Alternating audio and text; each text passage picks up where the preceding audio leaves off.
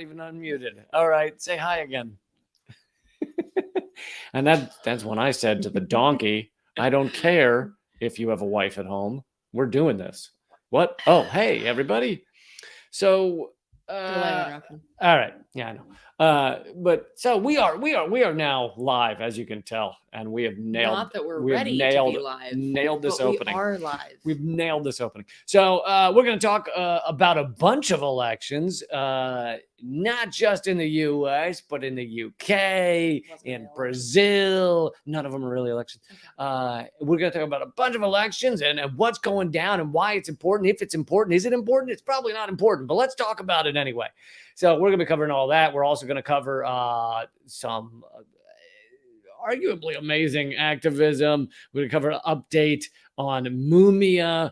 We got a lot coming up for you. Another new episode of the Most Censored News will play at the end of this. Thanks, everybody, for joining us. This is our new regular time, 2 p.m. Eastern. That both goes for this, which we call Common Censored with Eleanor Goldfield. Say hello. Hello. And it also goes for my other live streams.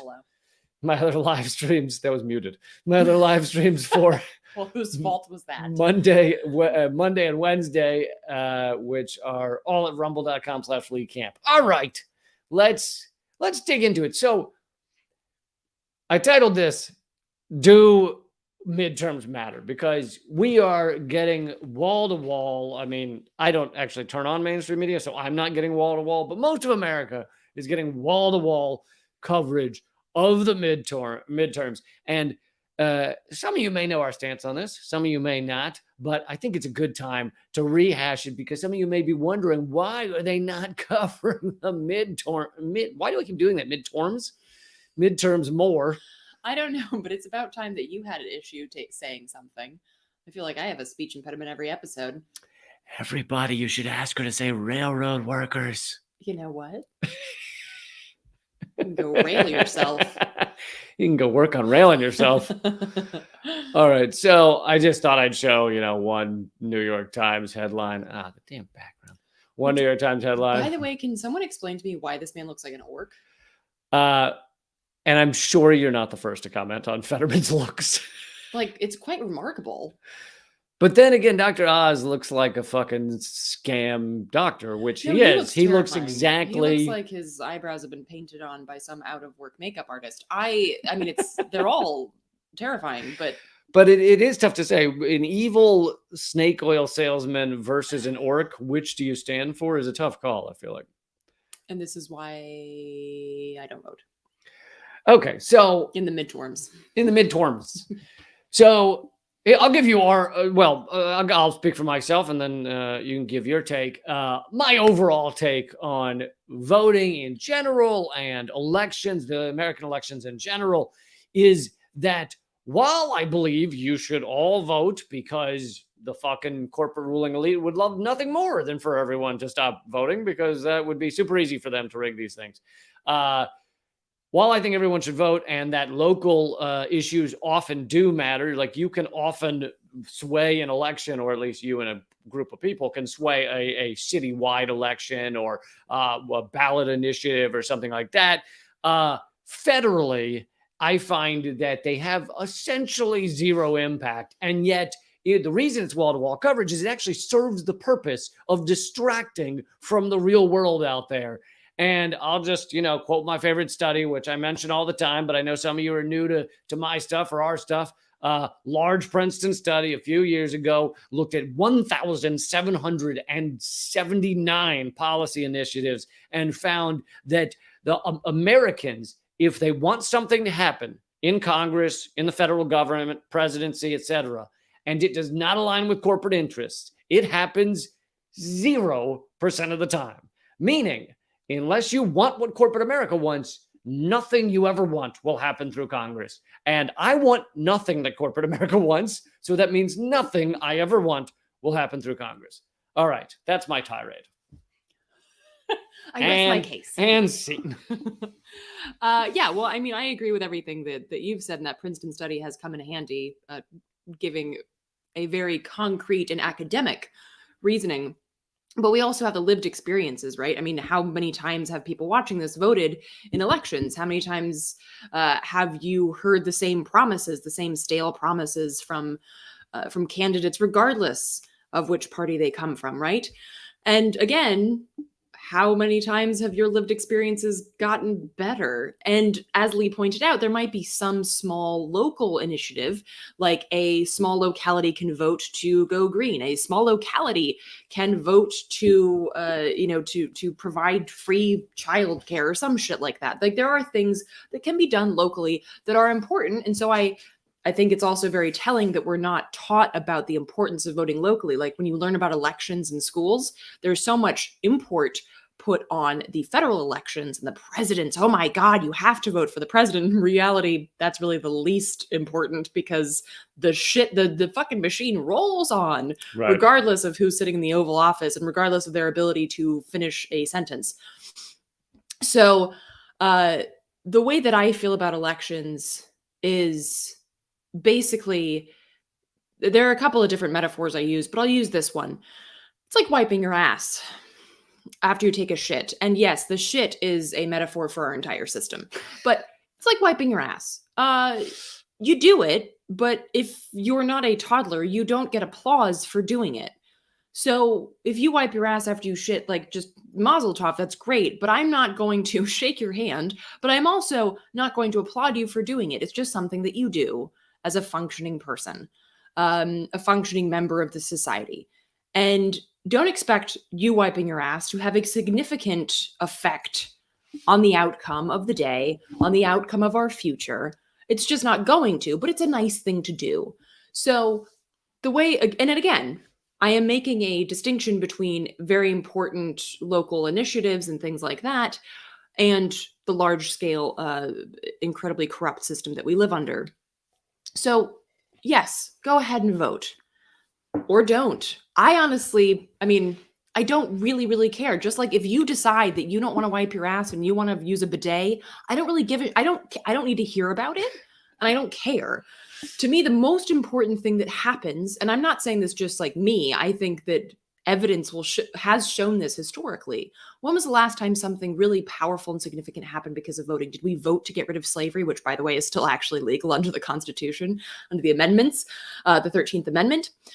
Did we vote to provide a 40-hour work week, to get children out of mines? No, these things were made an ultimatum that if you don't do this to the ruling elite, your country will shut down because of strikes, because of marching in the streets, because the system will grind to a halt, because we refuse to be a part of it. And so voting has not shifted our lived experiences historically or more recently in the past. And so vote or don't vote. I don't really give a shit, but I'm certainly not going to spend a lot of my life and a lot of my time caring about who said what and which side said with the blue dumpster fire if you want the red dumpster fire. They're both fucking dumpster fires. And here's actually one way that voting can be bad, negative, is if you view that as your big event, your big, I'm helping to create change. I'm going to help women or Black people across the nation or whatever, fill in an oppressed group, or I'm going to change this or that by putting in this vote. And you do that, and that's all you talk about, and that is the extent of your effort to change anything in this country, then voting was actually a negative for you as an influence of our society, as a person that is creating even a tiny modicum of change, because you use that as a release valve to actually do nothing. So, yeah, and I think that is what voting is used for in a lot of ways. And I saw somebody kind of quoted Emma Goldman: if voting did anything, they would make it illegal. And so I think that what our efforts have to happen outside of checking little boxes, particularly because checking a box means very little when they don't even count things properly. Our system is so rigged. So, and even if it weren't rigged, then still you're voting between again, the blue dumpster fire or the red dumpster fire. And I saw somebody said that the dumpster fires are at least contained. That's a very good point. These aren't. Yes, Zach, touche. But yeah, our predominant efforts in terms of the work that we put into the future should not come from voting. So again, wipe your ass or don't wipe your ass, whatever you feel most comfortable with, but it's not going to change much. And it also, this is why your mainstream media will cover it to no end. This like you, if you're watching this right now, then chances are 95% of you that know what the fuck we normally talk about, that the mainstream media is a pile of garbage, and just a fucking soul sucking shit show of propaganda. So then why, if voting on the federal level were so important and so crucial and could create large scale change, why would this garbage heap of a mainstream media talk about it endlessly? See, they wouldn't. Because not like they're constantly telling people to go on strike. Right? Yeah. If the candidates that actually wanted something different than this capitalist eat the world and shit it out the other end, if those candidates were allowed to actually get mainstream media coverage and be competitive and everything, then mainstream media would do everything they could to not cover it, as they did with Bernie Sanders giving what was it, Hillary Clinton and Donald Trump 36 times as much coverage or something like that. So, and you don't have to remind me that now Bernie Sanders is also a pile of shit who apparently loves war in Ukraine. But anyway, they will not cover them or mention them or have them on the show. They essentially never had Jill Stein on. There are Green Party candidates running in these midterms. They're never having them on. One candidate that we have supported, Eleanor and I have, is Matthew Ho down in North Carolina, right? He's running on the Green Party ticket, and the Dems did everything they could to ban him from the ballot. You should check him out. But they actually did ban him from the ballot, and then he took them to court, and then the court said that they illegally banned him from the ballot, so he's now on the ballot. But mainstream media is not giving him any coverage. They're not going to mention him. They're not going to let him say anything. And so you have that form of rigging. You have, of course, other forms of rigging, the biggest one being simply money. And people point to the studies that have shown that the person who spends the most money wins over 80% of the time in the House and 90% of the time in the Senate.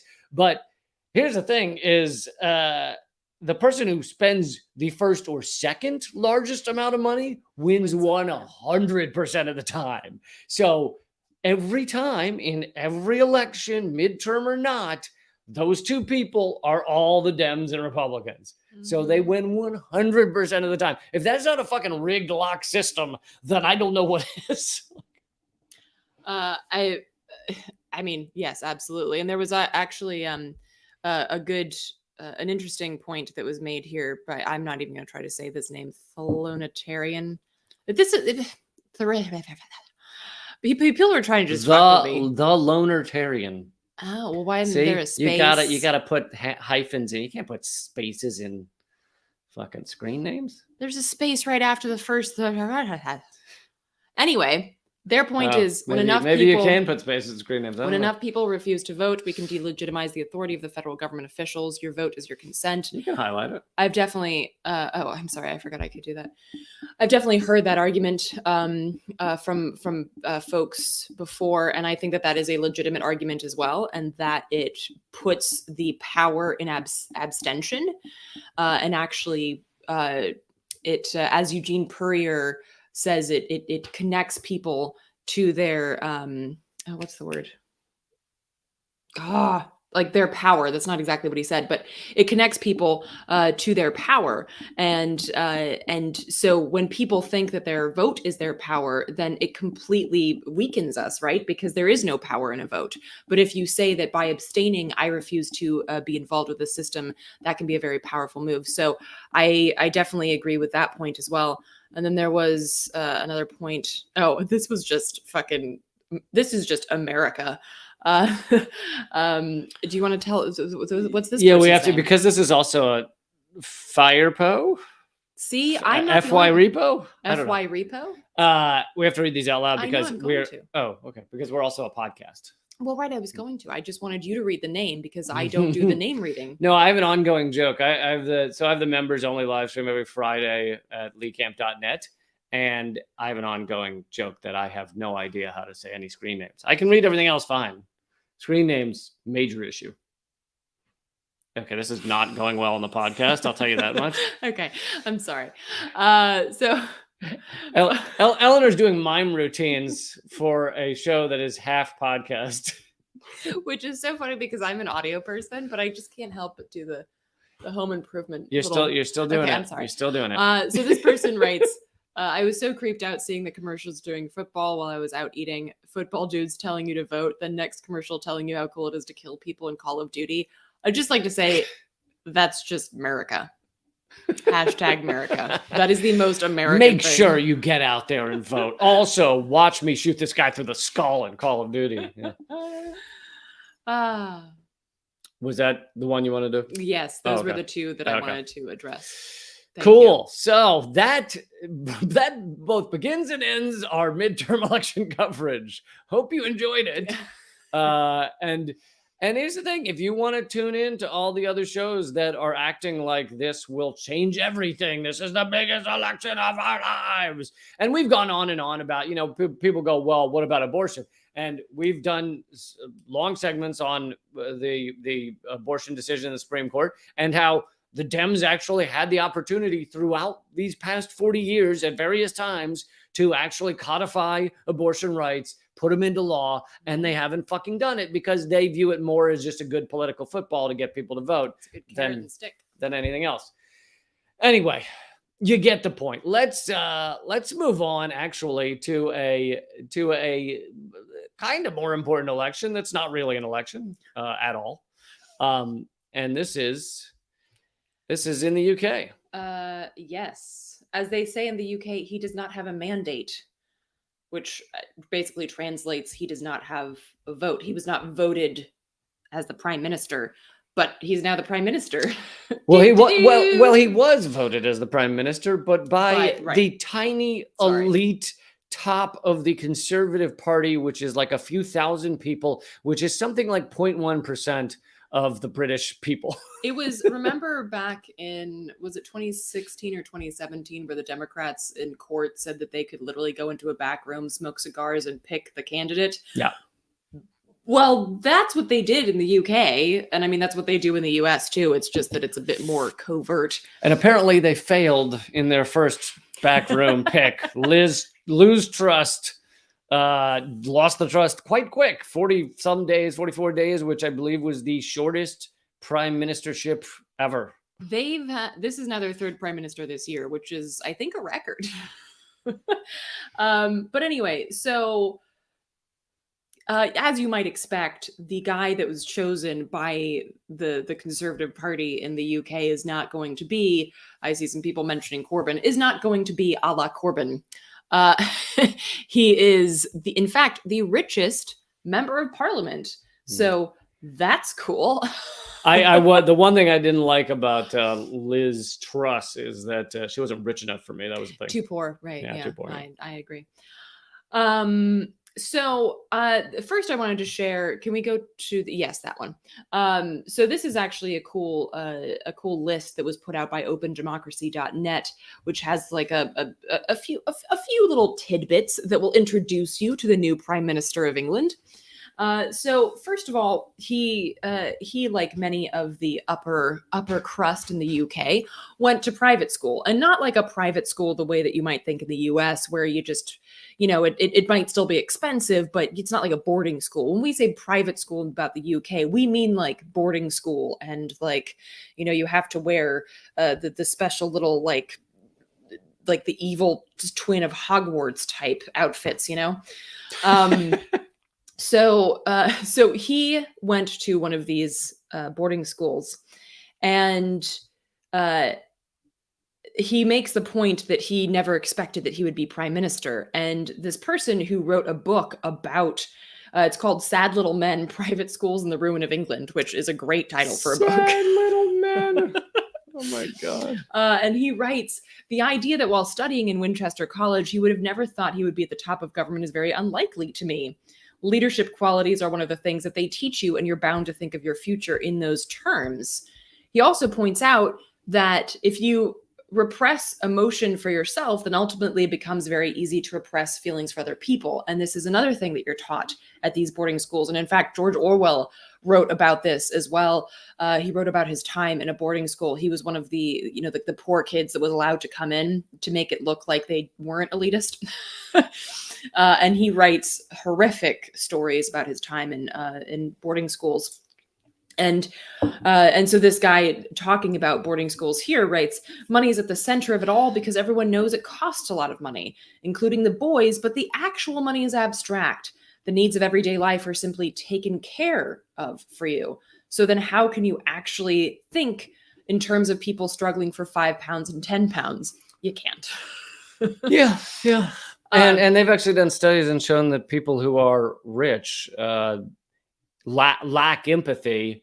And this could be that they got rich by lacking empathy, or it can also be that they got rich and then the lifestyle of being rich slowly sucked away their empathy. But either way, they've shown literally richer people have less empathy. So he's also already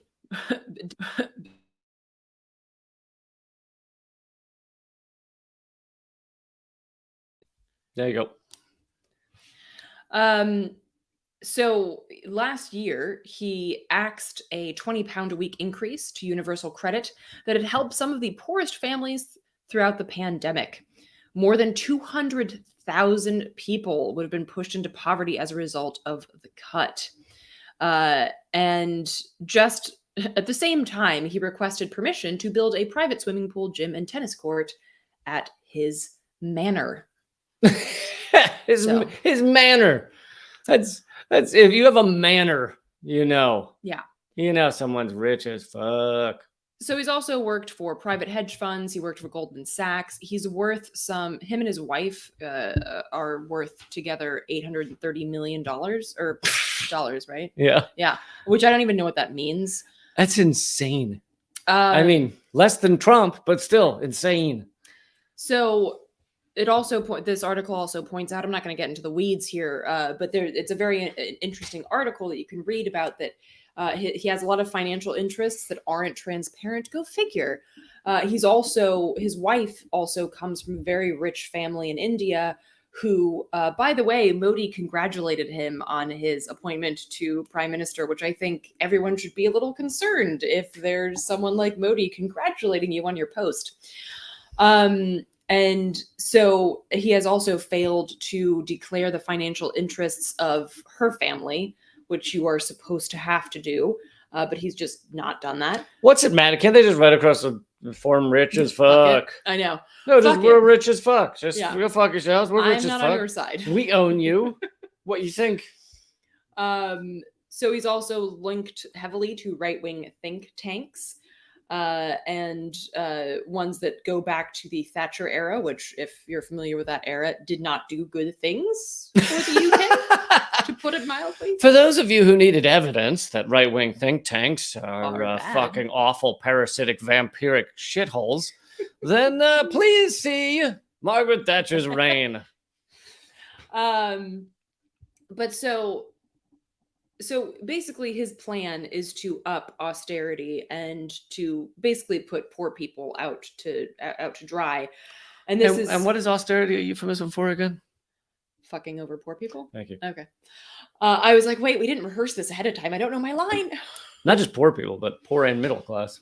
Well, I don't oftentimes say middle class because I'm like, I don't know where are they? Like, where is the middle class?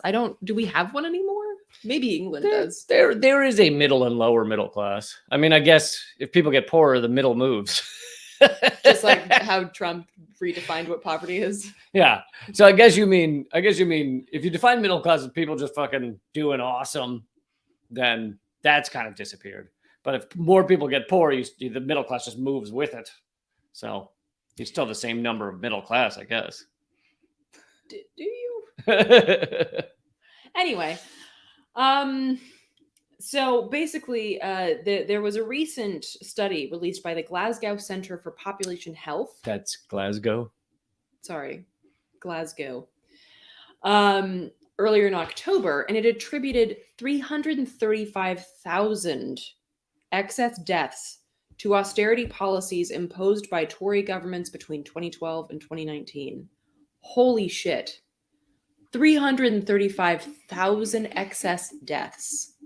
That is fucking astonishing. And for those of you wondering like where those come from, that's from people that don't get food they need. That's from people that don't get the healthcare they need. You know, supposedly Britain still has universal healthcare, but it's been Not heavily gutted and torn apart. And so, you know, that's how you get people dying from austerity.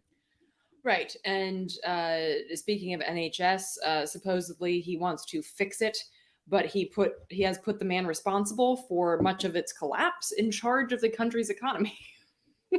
Nice. And I recently saw another article saying that workers at the NHS hospitals are so poor that they're opening food banks at hospitals now. So yay, Britain. Jesus Christ. And these numbers are also astonishing. For the first time ever, the list of people waiting for NHS treatment has reached 7 million. The people waiting in A&E, which is like their emergency room, is the highest level since the record began in 2010. Several hospitals are in danger of physical collapse or have come under increasing strain due to the recent surge in COVID cases. I'm sorry, I'm in a different article. Oh, no worries. So what? Wow. So things are worse than they've ever been in the UK in terms of healthcare, and he's just appointed the man who's responsible for much of its downfall in charge of the economy. So I'm sure that'll just go really well. Well, basically, because that guy had proved he's good at it. Exactly. He's good at collapsing a system and enriching the already rich. And that's how you win those positions. That's how you move up the ladder. And this, I mean, it's like when Obama appointed the head of Citibank for his fucking cabinet. I think he was Goldman Sachs. Oh. But still, Citibank selected most of Obama's cabinet. That's one of the things that came out in the. I'm conflating. Sorry. Well, they're both an important point. But that's one of the things WikiLeaks revealed. Yet another reason Julian Assange has been tortured in a prison for 10 years is it revealed that in the first day when Obama was elected, there were emails back and forth between Panetta and others saying, not Panetta, what's his name? Anyway, about from Citibank saying, here's who would be acceptable for each position in your cabinet. And about 2/3 of them are selected. So Citibank told Obama who to put in his cabinet. Right. And Obama said, absolutely. Yeah. Yes, sir. Yes. I imagine it sounded a lot like this. Yes. Yes, master. I like that. Is that Igor from Young Frankenstein? I have no idea where that's from. Oh. Yeah, I think it's Young Frankenstein. So those are just a few little tidbits about this new guy. And some people might be watching thinking, why the fuck do I care? I live in the US. And that's fair. But first of all, the US is not in a vacuum as much as we're taught that in school. But also, there was another interesting. So one of the articles I pulled from here was on People's Dispatch, an outlet that you can find over at radindiemedia.com. And they have another. I'll write it in the comment thread so people can be lazy. People's Dispatch has another couple of articles about the rise of fascism inside of Europe. And I think all of us sitting in the US can be like, hey, that sounds familiar. Not just historically, but kind of like present day in the US. Isn't there like a rise of fascism? I think we've been seeing that. I'm not sure. Are you referring to how Baskin Robbins cut it down to 28 flavors instead of 31? They did not. I don't know. I made that up. I was about to say, see if that. I think, does Baskin Robbins still exist? Oh my God, it doesn't? I don't know. Is it like Blockbuster? I don't know. Baskin Robbins used to be my fave. Oh, anyway. You didn't go to the Baskin Robbins Blockbuster joint facility? No, but if there was one, I would have lived there. That would have been where you could have found me. If I ever ran away from home. So obviously, all joking aside, fascism is on the rise in both the US and Europe. And some of it is of the old flavor, like in the Ukraine, where Are it's. there 31 flavors? I'm sure there are even more. No, actually, you know what? Not, because they're not really creative, are they? So, and some of it is neo-fascism. Some of it is tied to. I mean, there's a lot. There are myriad examples here, but I think it's important to note what this means, like why this happens. And if you look historically, of course, it's not a mirror image, but we can learn things. And what we see in the rise of fascism historically is what we see in it now, which is neoliberalism. Neoliberalism paves the way for fascism every single fucking time. The austerity measures that the Sunak is already talking about and has already tried to put in place as a member of parliament, these harsh, hawkish perspectives where we're just constantly at war for no fucking reason, and we can't seem to find money for healthcare, we can't seem to find money for education and infrastructure and all of that shit. This leads to a rise in fascism at the particular time when there's obviously an influx of refugees because we keep bombing the shit out of the rest of the world. And so it is this cycle that keeps feeding upon itself and getting deeper and darker and more twisted and more fascistic. And this is what's happening in Europe, in Sweden, my other home country. Good point about Canada as well. Yeah. In Sweden, the Swedish Democrats won the last election. They are a legit, and it's not hyperbole here, fascist party in Italy. The new head of the government is part of a party that literally still has members of the Mussolini family in it. I'm not even fucking kidding. I'm very serious. And we see this, of course, in the Ukraine. We see in Hungary. We see in France. The far right is growing and gaining more legitimate power. And in the meantime, there really isn't a real left in a lot of these places, certainly not in the United States, right? Not one that you could actually see coming to power, because that juxtaposition just wouldn't work. So this is concerning, not just for Europe, but also because Europe and the US are very tightly intertwined. And we see what's happening in both places, rising and, well, I should say devolving in parallel, right? Fascism rises in the US, it rises in Europe. More money goes to the wealthiest, more austerity for all of us. We see these parallels, we see these mirror images between the EU and the US. So it should be very concerning what happens in the UK, because this is something that will echo not just in England, but throughout Europe and throughout the United States. And the UK now is increasingly like a vassal state to the United States that is used to just push our, fascist empire forward. And a good example of that was, yes, it was still Boris Johnson, but I'm sure Poison Sumac would have done the same. I pointed that out, by the way. Yeah, it's my joke. We had said, I've been saying that we're in a shitty simulation where the simulation has run out of like actual names that fool people any longer. So you just have ones like Jamie Dimon, which is one letter off from Diamond, runs JP Morgan Chase, and you got Liz Truss, that's very close to Lose Trust, and you got Sumac now as the latest poison at the top of the British system. But anyway, and Fink, of course, the word that literally means detestable person, runs BlackRock, CEO of BlackRock, the largest corporation in the fucking world with trillions of dollars. Anyway, what I was going to say is it was Boris Johnson, but I'm sure Sunak would have done the exact same, who went to Ukraine to sink the peace deal that was about to be signed in April. They basically come to essentially a peace deal. But then all that was left was for Zelensky and Russia, Putin, to basically sign it and go forward with it. And then Boris Johnson, a representative of the United States, went running in there and said, don't sign that because it won't matter for your allies, in the West, which means your puppeteers.